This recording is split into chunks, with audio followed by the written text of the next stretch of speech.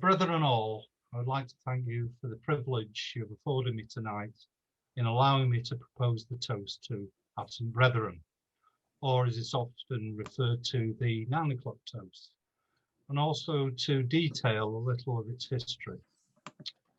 So why the sobriquet, the 9 o'clock toast? After all, at the vast majority of social boards, it would take a DC with a rod of iron to time the toast to occur at anywhere approximating the stated hour. Well, under Brother Titterton's wise tutelage, we now know that symbolism is to be found everywhere in Masonry if we look hard enough. Simply, the hands of the clock at 9 o'clock represent an angle of 90 degrees, which is described in our Masonic ritual. Or maybe, does this fourth part of the circle allude to our missing brethren who will complete our mystic circle? Who knows? The first recorded usage occurs in the minutes of the Lodge of Antiquity number 2 in 1759, in which it was recorded the health of our absent members was drunk. However, a 9 o'clock toast is not specifically mentioned. It's generally accepted that the toast to our absent brethren came into prominence in England and Wales during the First World War, when so many of our brethren were killed or injured in that terrible conflict. In certain provinces, the toast to absent brethren is accompanied by the singing of the hymn, Eternal Father, Strong to Save, or as we more commonly know it, for those in peril on the sea. And in many lodges situated at ports and adjacent areas, it is given as to absent and seafaring brethren.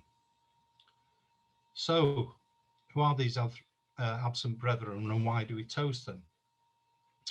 Well, obviously there are those who are no longer with us, having been called to higher service, who have lived respected and died regretted. As we have lost many brethren due to COVID-19 and also during this pandemic to other causes, the lockdown has not allowed us to complete that most final of all humanities, of paying our last respects. I fervently believe that this toast goes some way to assuage that hurt and regret. Secondly, those brethren who cannot be with us through other obligations. We are made aware in the working tools of the first degree that Masonry should never cause detriment to ourselves or connections. The toast reminds us to value their friendship and brotherly love. Most importantly, in these strange times, are our brothers whose illness, fear, or immobility are made incapable of attending. Brother Hitz most eloquently and forcibly reminded us at the most recent learning session of our Masonic duty to keep in touch, serving a friend or brother in time of need. And this toast reminds us of our obligation. On the 21st of March 2020, the United Grand Lodge of England encouraged Freemasons everywhere to raise their glasses simultaneously wherever they were and partake in the time-honoured toast to absent brethren at 9 o'clock. A few days later, it took the very bold step, well, by our standards anyway, of inviting the whole world to the 9 o'clock toast under the hashtag Time to Toast. This was evolutionary, as it was extended to all those, in the succinct words of our Grand Secretary, we cannot meet yet remain close in our thoughts. It's allowed us to thank our wonderful NHS, our fabulous care providers at Hewlett Court, East Lancashire Masons' very own sheltered accommodation, and other similar institutions throughout the world. In fact, all those working on the front line for us during this pandemic. So to the toast, and I would like to share with you this piece.